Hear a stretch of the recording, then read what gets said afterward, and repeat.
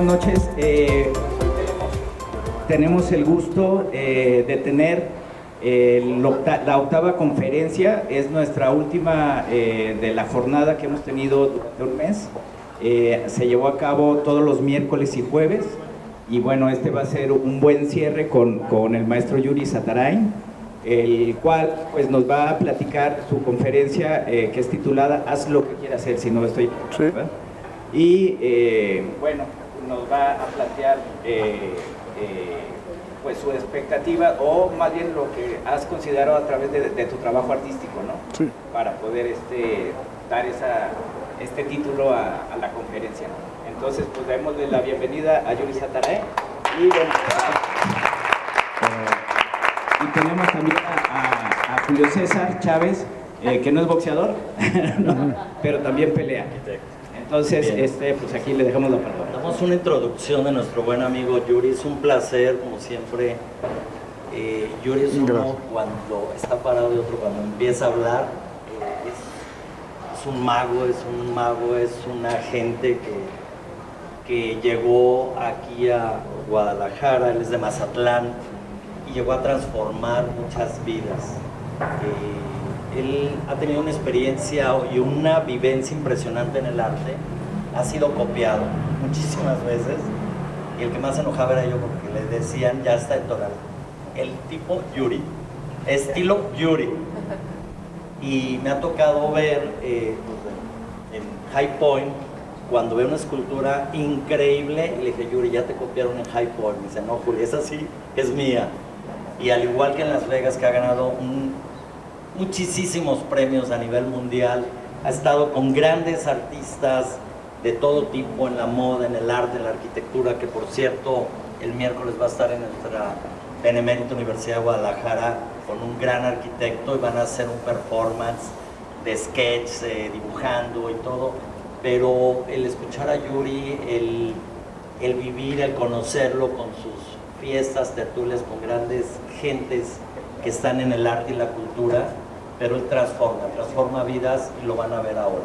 Es muy importante. Te agradecemos, Yuri, que estés en Container Door, en este gran festival de las puertas. Esperamos que el otro año sí tengas tiempo de pintar una puerta, porque digo, ¿cómo las para viajar? Llega de un lado, vuela, sigue, Oaxaca. Ahorita hay una exposición que los invitamos a todos, increíble. ¿En cuál museo es? ¿De Oaxaca? El MUPO, Museo de los Pintores Oaxaqueños. ¿Y cuándo termina?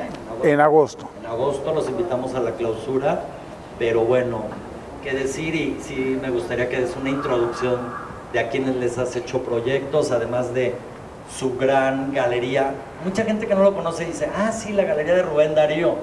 Lo que pasa que está la otra, enfrente de Andares, que es una galería que yo me atrevo a decir es una de las mejores 10 del mundo. O sea, así. Y donde ha estado Chanel y grandes marcas a nivel mundial. Entonces, Yuri, un aplauso para nuestro vicepresidente de Cultura de la SMI, Sociedad Mexicana Integrista. Gracias, mi Julio. Gracias. Quiero dar las gracias por estar aquí. Gracias a Container 2, gracias, Taufik, por invitarme. De verdad que es un gran honor para mí estar aquí con todos ustedes. Y quiero empezar diciéndoles que existen, creo, 3 tipos de personas. Cuando les voy a poner un ejemplo que lo escuché en una conferencia que fui hace muchos años, y dice en la conferencia que imagínense que van en un metro y de repente alguien los golpea, y entonces de repente un tipo de persona voltea y le dice, oye, ¿qué te pasa? Fíjate por dónde vas y no sé qué. Ese es un tipo de persona. Y hay otro tipo de persona que le llaman la civilizada, que cuando alguien te golpea dices, oye, cuidado, fíjate por dónde vas. Y entonces ya no es la persona agresiva y es un poco más civilizada. Y el tercer tipo de persona es la que se voltea y dice, si este tipo me golpeó, quiere decir que tengo que hablarle, saludarlo o cambiar de dirección. O por alguna razón se topó conmigo. Habrá algo que teníamos que aprender de ahí. Es por eso que antes de venir a la conferencia, yo le pido a Dios que vengan las personas que tienen que venir. Por eso muchos vieron que cuando llegaron los saludaba y platicaba con ellos, porque sé que Dios los trajo aquí para estar escuchando lo que tenemos que decir o lo que tengo que platicar esta noche Y me encantaría que alguno de estos mensajes, de esta conferencia que se llama Haz lo que quieres ser, tenga que ver con algo que tenga que ver o entonar en alguna parte de su vida. Pero algo que me parece lo más importante que sucede hoy en día, que estamos como en una vertiente difícil, como en el conocimiento de nuestro país, y no por las elecciones que vienen, sino porque no sé si se han fijado que cuando vas en un elevador, pues nosotros íbamos en el elevador de la casa, y de repente subiendo le dices a las personas, buenas noches, y la persona en su teléfono así. ¿Cómo es posible? Ni que estuvieras en Nueva York, en un edificio de oficinas donde no vas a volver a ver a la persona. ¿Qué pasa? ¿Qué nos ha pasado? ¿Cuántas personas de ustedes llegaron hoy y dijeron buenas tardes? Muy poquitas. O sea, de repente ya me da miedo decirle, no sea que me vaya a pedir dinero prestado, o no sea que vaya a ser un asesino serial. ¿Y qué tal si fuera un arquitecto? ¿Y qué tal si fuera un diseñador? ¿Y qué tal si fuera alguien que está enfocado en la misma industria en la que nosotros estamos, que es la industria de la creatividad? Que por cierto, hace poquito estuve en el gobierno haciendo algo que tenía que ver con la propuesta del gobierno que se llama Industrias Creativas. Entonces me mandaron a hablar para decir, bueno, que venga Yuri como representando como a la parte de los artistas plásticos. Entonces de repente volteo y veo que al lado hay una persona, otra persona. A ver, entonces las industrias creativas no nada más es la pintura. Entonces alguien dijo, no, pues es que también es la escultura. Y alguien dijo, industria creativa también es la arquitectura. Pero alguien dijo, oigan, ¿y qué los creativos no son los diseñadores? Y alguien dijo, ¿y qué tal los que hacen las páginas de diseño? También son creativos. Pues que vengan y se sienten a negociar en la mesa de cuánto dinero o cuánta cosa, o cuántos egresos van a contribuirle al gobierno del Estado a hacer esta ley. No, dijo alguien, que vengan también los ceramistas. No dijo, pues entonces que vengan también los que hacen artesanías. Entonces empieza a llegar y al rato era un mundo de personas y dices, ¿quiénes somos creativos en este estado? Muchísimos, hasta los que pagamos impuestos y todo un mundo de gente es creativa. Entonces, industrias creativas, nosotros los que estamos aquí, yo no me imagino a qué se dedican la mayoría, pero me imagino que tienen que ver con el ramo de estas industrias creativas. Entonces, por favor, al terminar la conferencia, si pueden saludar a las personas, de verdad salúdenlos, porque a lo mejor es algo que nos puede quizá cambiar la vida. A lo mejor ese saludo a esa persona, pues puede significar algo diferente en la vida. Yo llegaba ahorita y los saludaba y hasta las personas se asustaban y decían, ¿por qué me vendrá a saludar? ¿O qué me va a preguntar? ¿O me va a decir que le ayude a dar la conferencia o algo así? Pues sí, es un poco algo por el estilo, lo que me gusta hacer en la vida. Déjenme y les platico cómo fue que empezó esta historia. Cuando era niño, tenía un compañero que hacía unos dibujos increíbles y se la pasaba todo el día dibujando en el salón de clases. Y yo me sentaba al lado y cuando me la pasaba todo el día viéndolo y viendo cómo dibujaba y cuando terminaba las clases, él también terminaba el dibujo y yo emocionado por lo que había hecho, me impactaba. Y a él ya no le importaba y me decía, ¿lo quieres? Y yo le decía, sí, claro. Y llegaba y le decía a mi papá, mira papá lo que hice.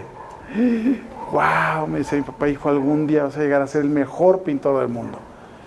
Y entonces yo ya nada más esperaba que mi amigo terminara el dibujo porque yo quería dárselo a mi papá. Entonces cuando lo estaba haciendo, yo me iba metiendo y metiendo ahí al tema como, ay, que me lo dé, que me lo dé.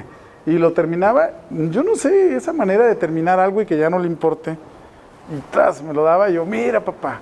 Hasta que un día mi papá hace una gran fiesta y en la mesa del comedor le dice a sus amigos, hijo, ven, quiero que le digas a mis amigos por qué algún día vas a llegar a ser el mejor pintor del mundo. Y sentí terror. Mi papá era un hombre que en esa era más alto que yo, moreno, grande y todo fortachón. Dije, no, este tipo, si me da un golpe me va a matar, pero lo peor es que si quedo vivo, se va a decepcionar de mí y todo eso va a ser peor. Entonces me subí a mi recámara y empecé a copiar los dibujos de mi amigo, una y otra vez, y no pude. Me acuerdo que ponía un papel sobre el dibujo para que se pareciera, como para calcarlo, y en realidad no salía. Y eso, dificultad de no poder salir, me hizo entender que en la vida, algunas veces, hay unas contradicciones en las que no te va bien. Pero ¿qué creen? Al otro día me levanté y volví a practicar. Y al siguiente día volví a practicar. Y me di cuenta que día a día era un poquito mejor que el otro día. Y a los 6 años logré ganar mi primer concurso de pintura. Así empezó a suceder las historias de mi vida. Yo creo que más o menos por ahí, como a los 13 años, hice mi primera exposición de acuarelas. Y yo creo que ni a mi familia siquiera le interesó. Pero para mí fue un gran logro haber conseguido cómo hacer esta exposición. Para más o menos cuando tenía 14 años, un día tenía una señora que venía a la casa a planchar. Y entonces yo no sé en qué momento yo pasaba por enfrente de la señora y la saludaba, y un día me quedé a platicar con ella. Y me platicaba cosas de su familia, de sus hijos. Y de repente llegó la señora y me dijo, ¿qué crees, que me asustas o qué? Y yo, ¿por qué? Y me dijo, porque me había metido una máscara como de Halloween, abajo del burro de la plancha. Y la señora la había planchado ahí. Me dijo, ¿creías que me ibas a asustar o qué? Y yo, no tenía ni idea. Y además ni siquiera sé si fui yo, fueron mis hermanos. Pero a mí me encantaba hacer bromas, como de asustar y eso en esa época. Y me dijo, ¿tú no sabes a lo que me dedico? Me dijo, yo en las mañanas, antes de venir aquí, maquillo a los muertos. Y yo, no, así me muero ahí. Y entonces me impactó tanto lo que me dijo, que ya nada más esperaba que llegara para que me platicara esas historias, porque en esa época me encantaban como las historias de miedo o algo así. Y entonces me platicaba cómo había maquillado al muerto y yo decía, es que no es posible. Y entonces me empezó a platicar cosas de su vida. Y veo que sale un anuncio en el periódico que dice, le vamos a dar un primer lugar de regalo a la persona que escriba, que haga un escrito de una poesía. Y la poesía tiene que ser como con tales y tales cosas. Pero en realidad tenía que suceder algo parecido a una fábula. Y el restaurante iba a dar de regalo, el primer lugar, un carrito de carreras. Ya lo demás no me importó. Yo vi en el periódico un carrito de carreras, enloquecí, me fui corriendo a la pizzería y lo primero que veo es que tenían allí el carrito de carreras blanco, espectacular, como si fuera un go-kart. Dije, no, inmediatamente tengo que llegar y tengo que escribir algo. Y pues yo no sé de qué voy a escribir. Pues voy a escribir de la señora que plancha. Y entonces empecé a escribir la historia de ella y de sus hijos y cómo hacía para trabajar y salir adelante. Y terminé la poesía y mi hermano estaba comiéndose un cornflakes y viendo la tele en un sillón, así tirado. Y le dije, te digo algo, hermano, voy a ganar este concurso, pero me da muchísima pena pararme enfrente de la gente con el micrófono, a hablar en público, para dar las gracias de que gane el premio. Mi hermano de repente se voltea, ¿de qué? No sé, pero ya puse tu nombre. Ah, caray. Me dice, Polo, de todas maneras ni vas a ganar. Bueno, pues total pasan, yo creo que como unos 15 días, ya se me había olvidado y hablan de la pizzería. Felicidades, que el tal ha ganado un premio. Y yo corriendo, yo sabía, mamá, papá, pero tú qué hiciste, hijo, pues escribí algo y yo quiero ese carrito de carrera. Pues allá te vienen todos a comprar ropa para ir al evento y compramos ropa, toda la familia, y llegamos súper bañados y cambiados. Y este tercer lugar se va a llevar no sé qué, tararac. Y yo, ni siquiera póngale atención, porque esperen el primero, porque ahí viene, y mi carro, yo creo que lo veía de verdad como un niño, girar el carro así como en unas luces. El segundo lugar, y dicen el nombre de mi hermano. Me nublé, no sé, si me preguntan qué pasó esa noche, no sé, porque lo borré de mi vida, de mi mente, o algo así. Creo que le dieron un paquete familiar a mi familia para que comiera pizza no sé cuánto tiempo. Y a mí no me importó, mi papá, mi mamá gritaban, ¡guau! Pues iban a comer gratis, estaban felices. Lo que no tenía ni idea es que yo me pasé llorando durante toda la noche, porque ¿qué era lo que le había hecho falta a mi escrito? ¿Qué era lo que había hecho falta para que no ganara? ¿Cuántas veces uno está a punto de terminar un proyecto? ¿Cuántas veces está a punto de decir qué le hacía falta? Hace ratito estábamos platicando qué es lo que te hace terminar o que tu proyecto realmente funcione o tenga alma. Pues no sé, hay tantos factores en la vida, pero uno, y el más grande de todos, es que las cosas tienen que nacer con un alma. Si las cosas tienen un alma, seguro serán como unos hijos que caminarán solos. Eso mismo le sucede a una escultura, a un cuadro, a un proyecto, a un desarrollo inmobiliario, a uno mismo en la vida. Y pues así, más o menos pasó. A los 14 años me di cuenta que a mí me encantaba la poesía. Así que emprendí mi primer viaje solo a los 14 años. Me fui a la frontera de Tijuana. Hoy todavía, hasta hace poquito le reclamaba a mi mamá que cómo es posible que haya dejado ir un niño de 14 años y que se bajara en el camión en la frontera de Tijuana. Me acuerdo que todo el mundo llegaba y me decía, ¿quieres pasar? Te llevo a Atlanta, te llevo a te llevo a estos lados. Y yo decía, no, yo voy de vacaciones a Ensenada. Entonces me bajé del avión, me fui en un camión a Ensenada, solo, y caminaba por las calles en Ensenada y decía, algún día yo voy a dar una conferencia. Me voy a parar enfrente de un público y le voy a decir a la gente, ¿qué le voy a decir? Si no he hecho nada. ¿Qué le voy a decir? Y en un viaje solo a los 14 años pensando que no habías hecho nada. Así empieza, mira, más o menos como por esas épocas. Pero bueno, más o menos así empieza a suceder algo en mi vida. Le digo estudio diseño industrial, porque mi papá me decía que de pintor me iba a morir de hambre. Y entonces estudio diseño industrial. Lo que no sabía el hombre es que también de eso te mueres de hambre. Y de cualquier cosa, si no haces lo que amas. Pero eso lo entendí hasta después. Total, fue una decisión que tomé en mi vida y estudié diseño industrial. Yo creo que, de verdad, que la vida, a veces uno se equivoca, pero la vida seguramente no se equivoca para ninguno de nosotros y sabe o tiene un plan perfecto si es que nosotros no hemos hecho ese plan perfecto. Así es que de la universidad aprendí muchas cosas. Pero lo increíble es que aprendí más de los enemigos en la universidad. Un día me manda a hablar mi maestro de matemáticas y me dice,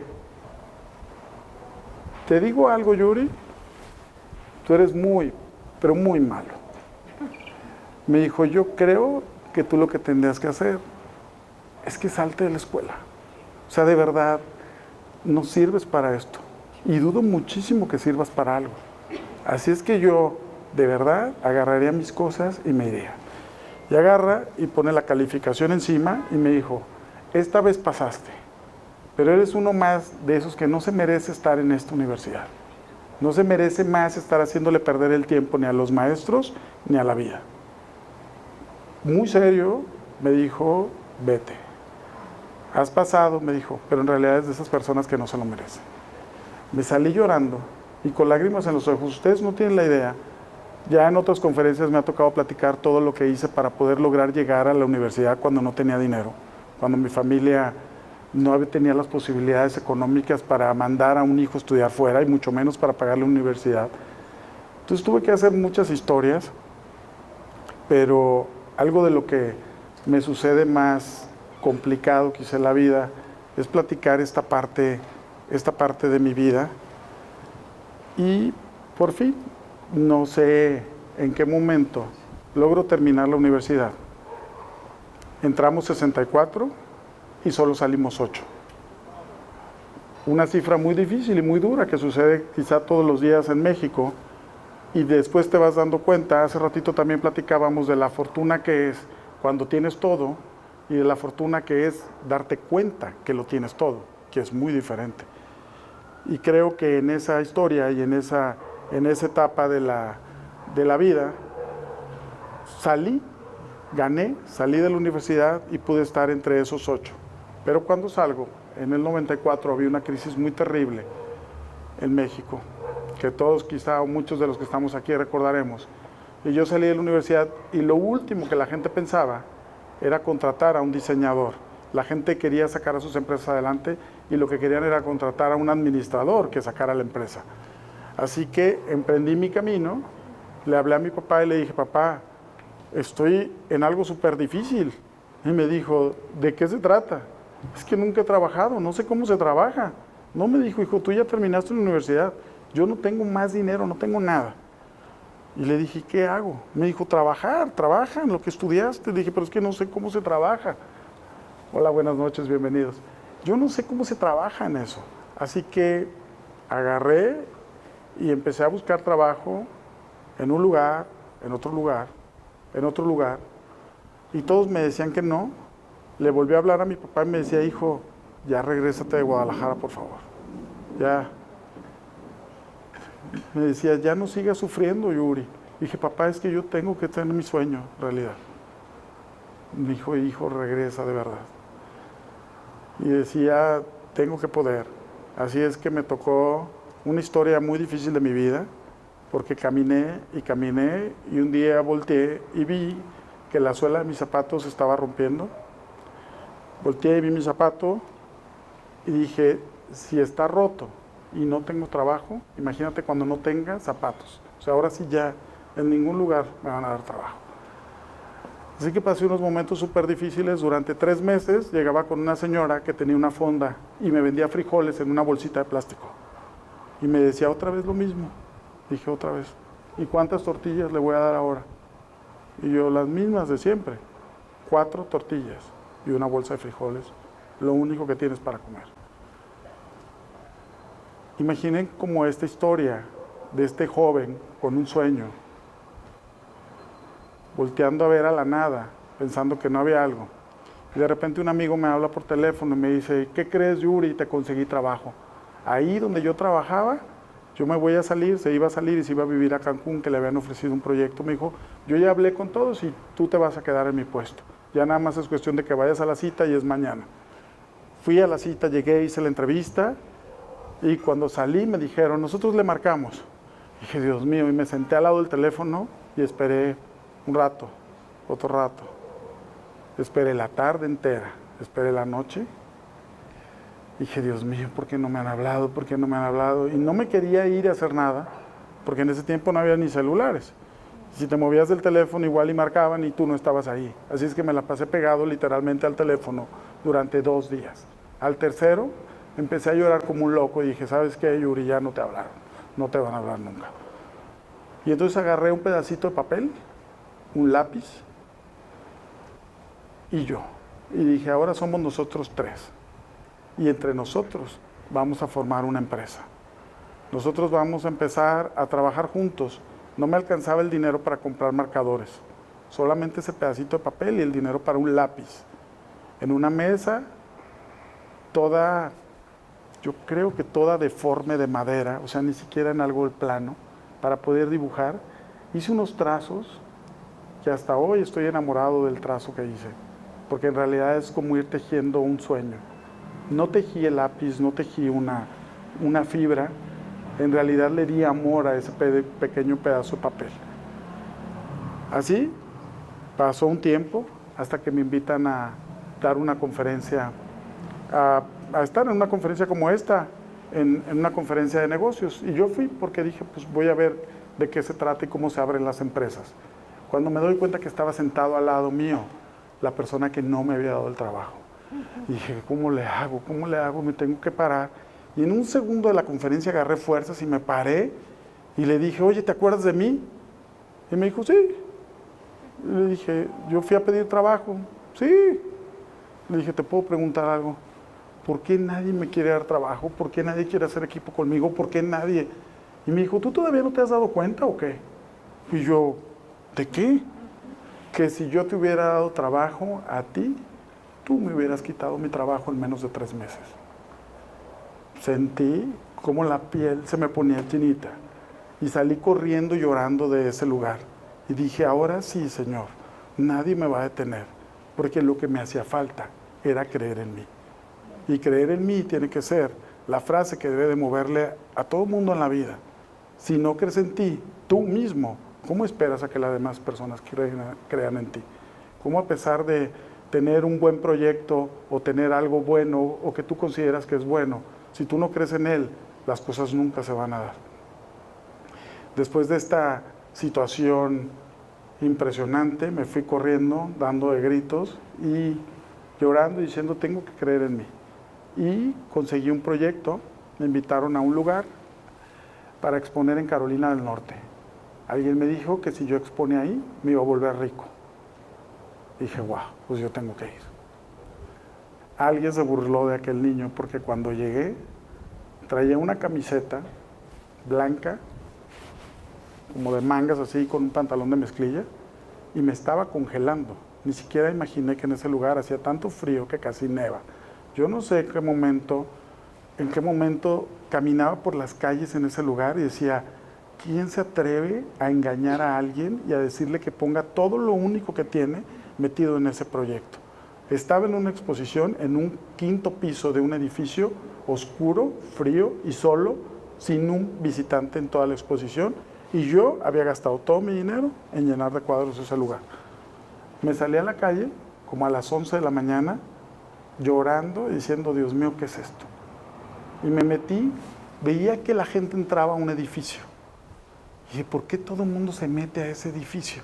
Entonces me fui siguiendo a las personas y llegué y había un guardia. Y me dijo el guardia que necesitaba mi pase para poder entrar y agarré y me metí por abajo de la cosa esa. Yo creo que nunca había pasado eso en Estados Unidos. El guardia se quedó así como, y dejo entrar a la gente, me voy detrás de él, ¿o qué hago? Y me metí corriendo. Yo no sé cuántas veces he tenido la fuerza para hacer eso, pero lo hice. Y vi la cosa más impresionante que he visto en mi vida. Veía gente llena de diamantes, con abrigos, comprando arte, comprando cosas, y decía, Dios mío, es que todo pasa aquí en este edificio. Todo sucede aquí. Estaba pensando en eso, en cómo llegar a ese edificio. Esa noche me fui a mi hotel y no dormí. Y a la noche siguiente tampoco. Dije, yo tengo que regresar, yo tengo que estar ahí. Con un silencio, pensando en esto, un hombre me empieza a gritar con unos guantes blancos y una charola de plata, diciéndome que de qué pay iba a querer, porque estaba compartiendo en la noche, en el penthouse de ese edificio, mi premio, porque había ganado el premio al mejor diseñador de los Estados Unidos, en ese edificio en el que me metí por ahí. 6 años después de ese día, estaba sentado en una silla de chenil de seda, haciendo un reportaje para la revista Entrepreneur, que se llama Cuando la marca eres tú. Para ese momento, mi compañía estaba vendiendo para Walt Disney, Neiman Marcus, Bloomingdale's, Saks. Estaba vendiendo cosas en muchísimas partes del mundo. Donna Karan, Armani y gente así se encontraban entre mis coleccionistas. Estaba hecho un loco y mis fotografías pasaban en las vallas de Nueva York. En Times Square salía mi fotografía. Todas las personas me buscaban para pedirme un autógrafo. Estaba en fiestas con Paris Hilton en Los Ángeles, con Puff Daddy en Nueva York. Estaba en un crucero por el Mediterráneo. Aquel niño que se comía la bolsita de frijoles, ahora tenía dinero para repartir entre las calles de Nueva York y viajar en limusina por todos lados. Aquello era una locura. Tom Ford me había hablado para hacer una mancuerna con él en Nueva York y me prometía que me iba a invitar solamente a una de sus fiestas, pero yo tenía que presentar uno de sus labiales que estaban por entrar en el mercado. Y la revista InStyle estaba mediadora entre el proyecto ese, porque me encontraba entre los 10 artistas contemporáneos más destacados de México. Creo que tenía como 30 y tantos años. Cuando regreso de una exposición muy exitosa en Rusia y me doy cuenta que mi representante me había robado todo y me quedé en la calle. Han sido uno de los momentos más difíciles que he vivido en mi vida y de repente cuando lo tienes todo y otra vez lo vuelves a tener todo, no pueden imaginar lo que es salirte de viaje y quedarte con lo único que llevas con esa maleta. Tenía 5 asistentes personales, 150 trabajadores. Mi fotografía, mis expectativas estaban puestas en muchísimas inversiones en Estados Unidos y en otras partes del mundo. Mi exposición en París había sido todo un éxito, pero yo venía llegando de firmar una serie de autógrafos para 500 personas en Milán, terminando mi exposición en Rusia, que ha sido la más exitosa que he tenido a lo largo de mi vida. Y volví a empezar. Me fui a mi estudio y empecé a llorar con un pedacito de papel, un lápiz y otra vez a volver a empezar. Le pedí a la vida, porque estaba en el baño de mi casa y no me podía levantar. Como de esas veces que piensas que no te puedes levantar en la vida, pero esta vez no me podía levantar físicamente, tenía un dolor terrible en la espalda, no sabía cómo moverme, estaba en shock. En qué momento había perdido todo, terrenos, departamentos y todo lo que había construido, porque permití que alguien llevara toda la firma de todo mi nombre. Y entonces me senté en mi estudio y empecé a dibujar unas llaves del tamaño de una llave de una casa. Le pedí a Dios que si me lo quería quitar todo, que se lo llevara porque ya no me quedaba nada. Pero que si me lo iba a dar, se lo pedí que me lo trajera, pero en un acto de magia. Y entonces sucedió. Hice unas llaves, creo que hablé con él. Cuando empecé a dibujar, nuevamente empecé a tejer en ese papel todos mis sueños y todo lo que pensaba. Las llavecitas eran del tamaño de una llave de casa de este tamaño. Cuando empecé a hacer una, a la que sigue le amarré una maleta para viajar. Y entonces agarré otro pedazo de papel, hice otra y le amarré un corazón. A la que sí, hice otra y entonces le empecé a amarrar sueños y sueños y sueños a cada llave. Hice 150 en un solo día. Y cuando terminé dije, tengo que hacer una fiesta, porque quiero invitar a personas. Cuando me había quedado sin nada, le hablé a mi mamá, a mi hermana, a mis hermanos. Mi hermana, que le ayudaba en su vida, con muchas de sus cosas, tardó una semana para regresarme una llamada. Estaba hecho loco, lloraba por todas las calles y decía, en qué momento sucedió? ¿Cómo regreso a donde estaba? Así es que a personas que había visto por una vez en mi vida, así como muchos de ustedes que están aquí, les pedí su teléfono y entonces los invité a una fiesta. Invité a 150 personas y en media fiesta, cuando llegabas a la fiesta, te decían, te hacían como un ritual en la mano y te ponían una llavecita y te decían, esta noche se le va a conceder un deseo. Y entonces las personas decían, pues mira, como qué curioso. Y le ponían una llavecita que tenía 4 números. 4 números que se me habían ocurrido al azar y a cada uno de los cuadros los habían marcado y los había colgado y les había puesto 4 números. Yo era una persona, híjole, yo creo que muy enfocado en la parte que te vean bien, que todo suceda algo bonito y que la gente no piense que no tienes dinero. Y esta vez me tenía que tragar mi orgullo porque había rentado un lugar que estaba al lado de un taller mecánico, al lado había una fonda, la señora que me rentaba el lugar se había vuelto mi amiga.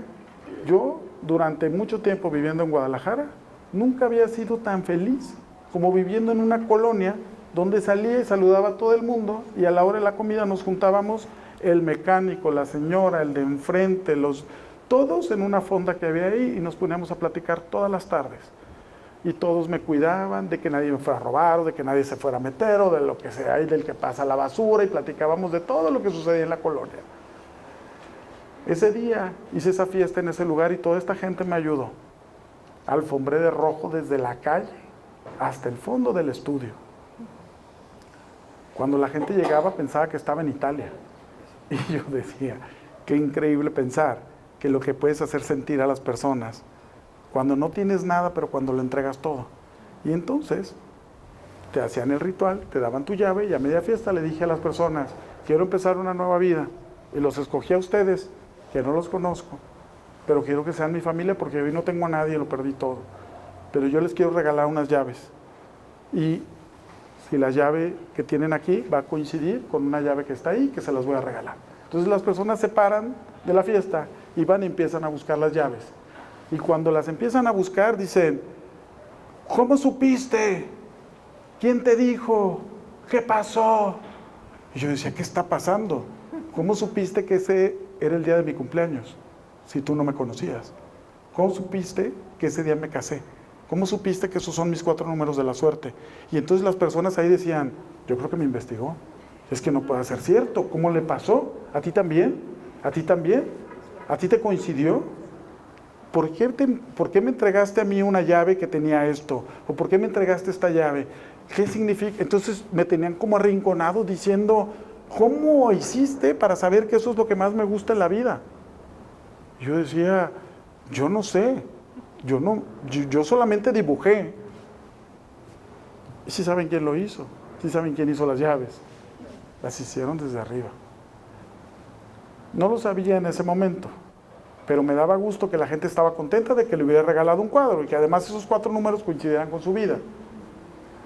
Yo también me regalé una, porque en ese momento también entendí que había pasado muchas historias en mi vida y de aquello, de todo lo que había trabajado, no me había quedado con nada. Porque la vida a veces así es. Me quedé con las experiencias de los viajes, las caminatas por todas las ciudades, pero eso era todo. Así es que me iba a regalar una llave y me regalé una llave. Y la colgué en mi departamento. Esa llave la hice en el 2012. No sé cómo explicar lo que siento cuando la estaba descolgando hace poquito para llevarla a mi museo. Y me di cuenta que los 4 números que nunca coincidieron en mi vida, y yo veía que a todo el mundo le coincidían porque a mí no me coinciden, son los 4 números de la entrada de mi museo que tengo ahora.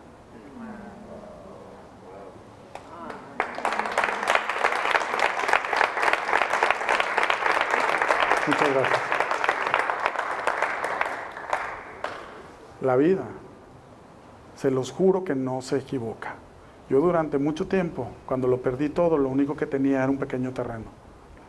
No era un pequeño terreno quizá, pero a nadie le interesaba. Y yo decía, lo único que tengo es un terreno, y lo único que tengo es un terreno, y no lo puedo vender, y nadie lo quiere, y a nadie le interesa, y nadie me da nada por ese terreno. No se pueden imaginar ustedes lo que significa estar 3 años y medio renegando por qué lo compré, por qué lo compré.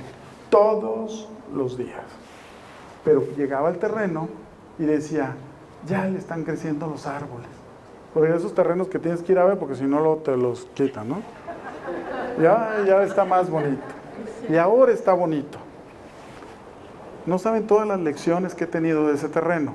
Porque algunas veces estás en el amor, pues no estoy tan a gusto, pero ahí estoy. Estoy en ese trabajo, pero no estoy tan a gusto, pero ahí estoy.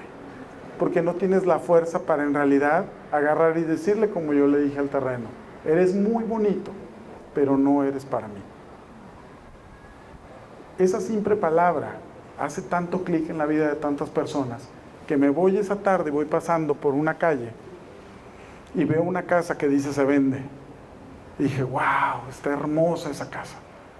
Y hablé por teléfono, me estacioné y me dice la vendedora, ahorita llego, espéreme ahí y ahorita le abro la casa. Entramos, vi la casa y dije, wow, está increíble, yo quiero vivir aquí. Y me dijo, y le dije, ¿cuánto cuesta? No, pues cuesta tanto. Dije, no, pues me dijo, ¿quiere que le mande los papeles para que los revise? No, voy a ahorrar. No, dijo, como me hiciste perder mi tiempo. Y yo, lo siento, pero es que me gustó tanto que quería que viniera. Al otro día, me hablan por teléfono y me dicen que me ofrecen la misma cantidad de lo que cuesta la casa por mi terreno, con los mismos centavos y pesos que costaba. Y agarro y le hablo a la vendedora y le digo, ya ahorré. En un día. Y entonces ahí es donde está el museo, que ahora los voy a invitar para que vengan a conocerlo, porque cuando era niño, caminaba de la mano de mi tía, y mi tía, siempre que caminábamos de la mano, me platicaba cuando íbamos a las tortillas, a la farmacia, donde se pudiera, que ella lo único que quería tener en la vida era una casa que tuviera una puerta de ébano negra gigante en la entrada. Y yo quiero una puerta de ébano negra brillante, y yo quiero una puerta de ébano negra brillante. Y yo no sé por qué nada más ella tenía esa emoción, decía que cuando la gente se parara ahí, se tenía que ver reflejada en su brillo. Se tiene que ver reflejada cuando la gente llegue ahí. Mi tía murió y nunca pudo tener la casa. Pero lo que nunca supo, y me hubiera encantado decirle, es que cuando ella me platicaba cómo era la puerta, yo me imaginaba el lugar como era por dentro. Este lugar, que fue creado con sueños, que se volvieron realidad. Porque cada una de esas vigas, cada uno de este lugar, es lo que yo vi cuando era niño. Así me imaginaba que vivía mi tía. Así me imaginaba que era su puerta. La casa tiene una puerta de cristal. Y lo único que ves adentro es todo negro brillante, porque era su imaginación. Algún día, como aquí hay muchas personas que se dedican al diseño de interiores, dirán, ¿ese tipo es artista o es diseñador de interiores? La vida me ha llevado como por diferentes lugares y caminos. Pero les quiero platicar una historia, ahorita que tiene en relación que ver con esto. Llega un día que estaba en mi estudio pintando y llega, me dice una trabajadora que tenía, oiga, le hablan en la puerta. Y saben que cuando estoy pintando, casi no recibo personas porque estoy todo embarrado de pintura. Que le hablan, que le hablan. Y yo, pero, ¿quién es? No, que le hablan. Y salgo y era un vendedor de macetas. Vendía plantas. Y yo, como que creo que me hablan. No, soy yo. Y yo, me dice, por favor, ¿me puede comprar una planta? Y dije, no, la verdad es que no, estoy pintando. Y yo, ¿por qué me hablaron? Y yo no sé qué decirle a este tipo. Me volteé y le dije, no, gracias, de verdad, no. Le veo tanta necesidad que digo, Dios mío, no puede ser. Oiga, no sé, algo me jaló.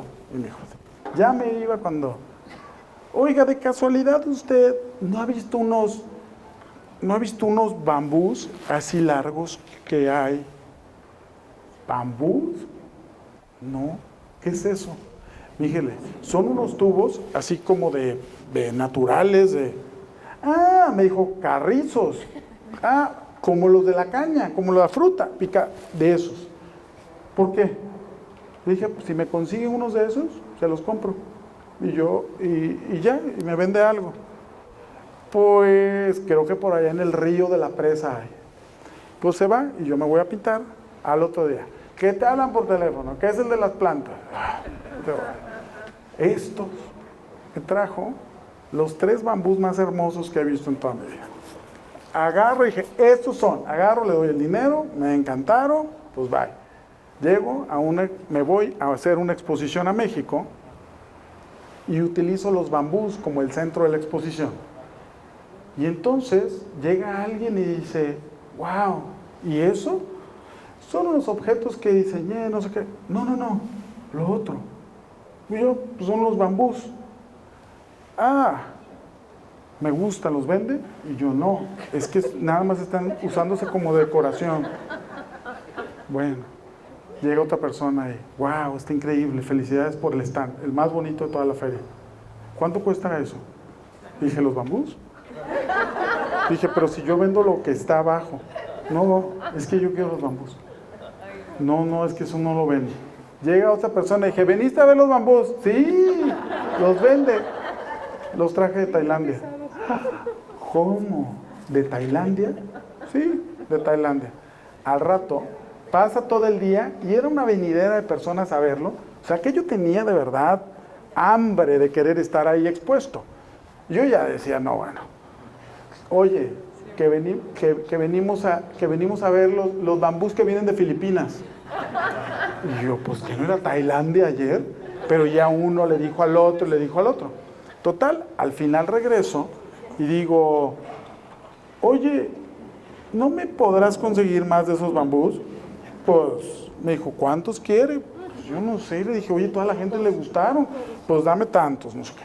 Entonces ya se va y corta y me los trae y todo muy bonito. Pasa el tiempo y yo no me doy cuenta y llego a mi estudio, me bajo del coche y el estudio de esa época era una locura porque cabían 2 contenedores en la entrada con una rampa y veo a un mundo de gente vestido de blanco como si fuera como de tipo COVID, o sea, de abejas así, caminando en el estudio y yo, Dios mío, ¿qué pasó? ¿Se está fugando gas o qué? No, vinieron a fumigar los bambús. ¿Qué bambús? Volteo y era una nave industrial. Eran cerros de bambús.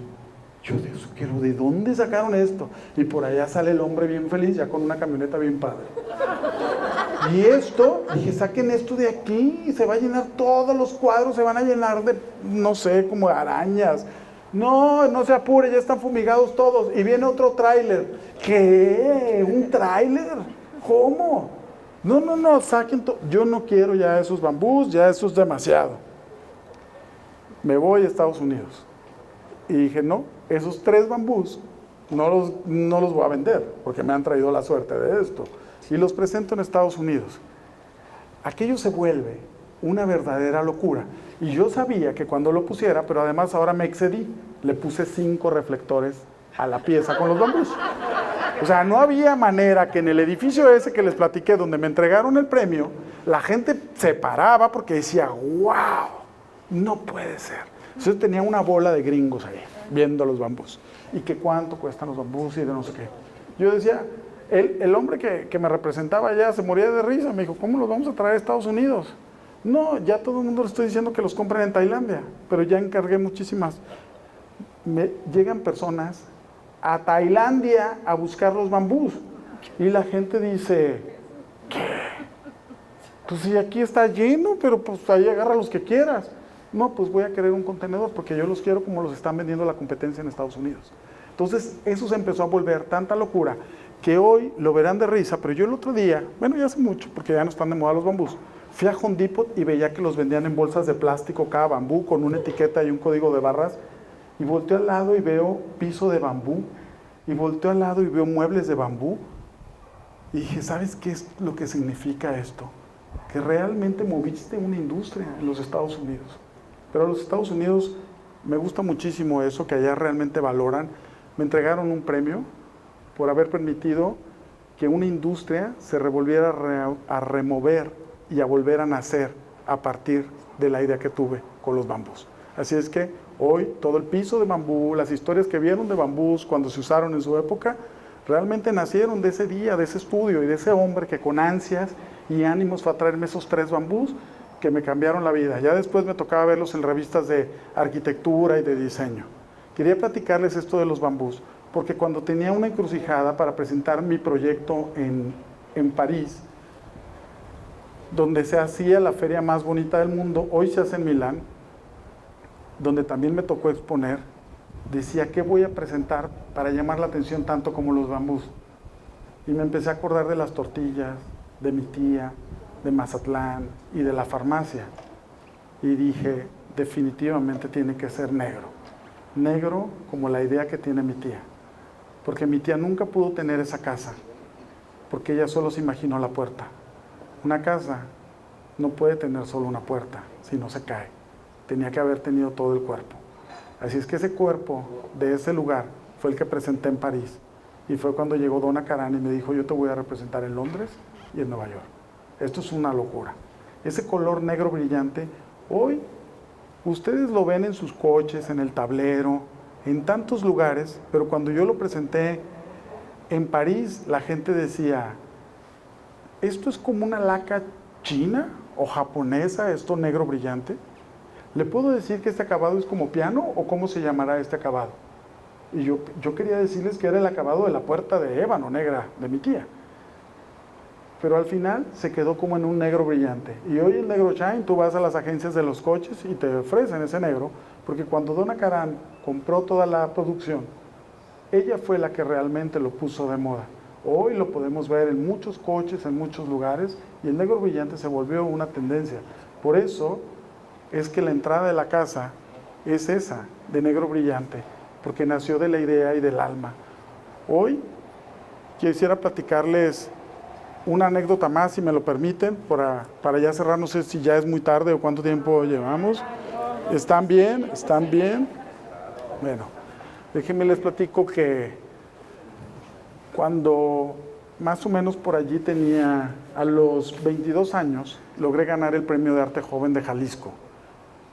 Y fue una historia y una etapa muy bonita de mi vida, porque logré entender que lo que estaba haciendo y la pintura podía ser el motor de mi vida. Pero no fue realmente hasta que vino una mujer italiana en una exposición que hice en Florida y me dijo, llorando, acabo de llorar con una de tus obras. Pues yo dije, qué raro, pues ¿qué tenía?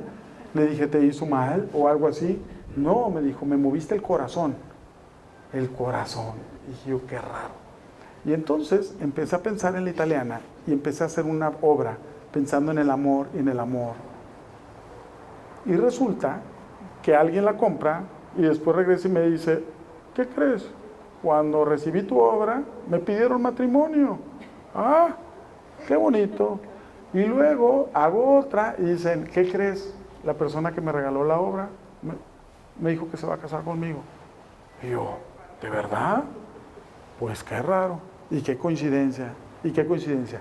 Entonces así empiezan a suceder tantas coincidencias hasta que una mañana me despierto y se me ocurren 3 palabras que tienen que ver con una historia de amor. Y dije, tengo que pintar una historia de amor. Y entonces empiezo a pintar esta historia. Entonces cada vez que voy pintando, le voy platicando al lienzo cómo es que te tienes que enamorar, qué es lo que te tiene que suceder cuando se acercan para darte tu primer beso. Que fue como si fuera una composición, como si fuera una canción, como si fuera una historia. Y entonces yo me voy a una feria y presento mi cuadro. Y llega una mujer y me dice, qué bonito está su cuadro. Y yo, muchas gracias, señora, pero está muy bonito. Y yo, muchas gracias. Me dice, ¿cuánto cuesta? Y ya le digo, pues cuesta tanto. ¿Y cuánto mide? Pues mide tanto. Ya, qué bonito. Y yo, ¿está bien? Y me dijo, sí.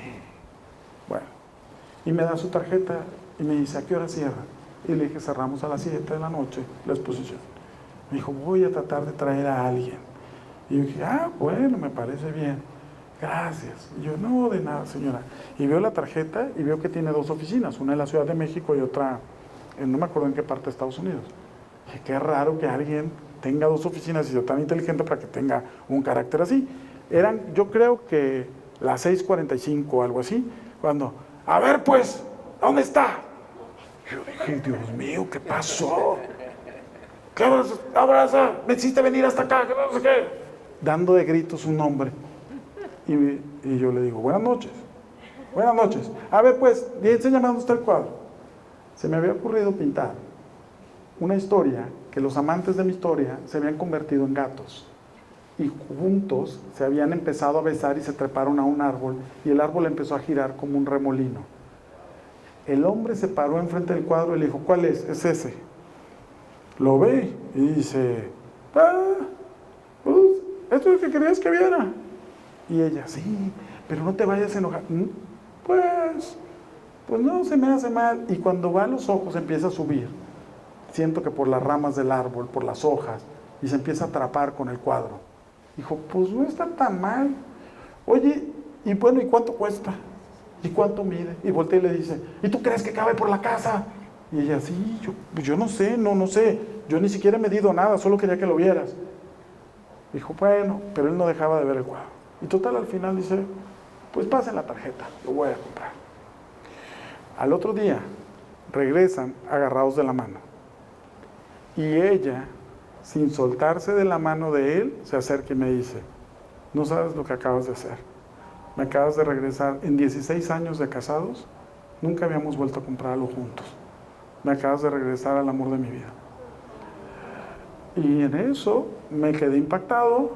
Pasan 6 meses y vienen a otra exposición mía, agarrados de la mano, caminando súper románticos, diciéndose cosas en el oído y secretos. Y dije, no pueden ser los mismos. Y ahora es él el que agarra, me da un abrazo, sin soltarme hacia la mano, sí, sin soltarla de la mano, y se me acerca al oído y me dijo, no sabes lo que hice. El día que supe que nos iba a llegar el cuadro, le compré una botella de champán a mi mujer y le hice el amor enfrente del cuadro toda la noche. Esta noche no se me va a olvidar nunca en la vida. Desde ese día y con esas palabras, empecé a entender que lo que haces, no sé si se han fijado que la mamá dice, mi mamá hace el mejor caldo de pollo del mundo, y la tuya, no, la mía. Creo que cuando están meneando el caldo, le están dando amor, en realidad está sucediendo en la vida igual. Y las llaves, cuando le coincidieron a las personas en su vida, también al que le tocó la llave de los viajes viajó, al que le tocó la llave del dinero le empezó a llegar dinero, al que le tocó la llave de la construcción empezó a construir y empezaron a generar una locura. Hoy estas personas que les di las llaves, que no conocía, se convirtieron en senadores, en gobernadores, en presidentes y en muchísimas personas que me llevaron hasta CNN a hablar ante 40 millones de personas para decir la magia que sucede cuando tocas una llave de Yuri. Las llaves se han convertido en algo que sin pensarlo se convirtieron en una cadena de favores, en algo así parecido como yo les di esto pensando en que la vida no me iba a regresar nada, pero al final la vida te lo va regresando porque la vida no se equivoca. Entonces quería venir y platicarles esta historia de mi vida. Quiero que ustedes también hablen y pregunten lo que quieran ahorita, porque si no, yo me quedo aquí platicando toda la noche. Muchas gracias.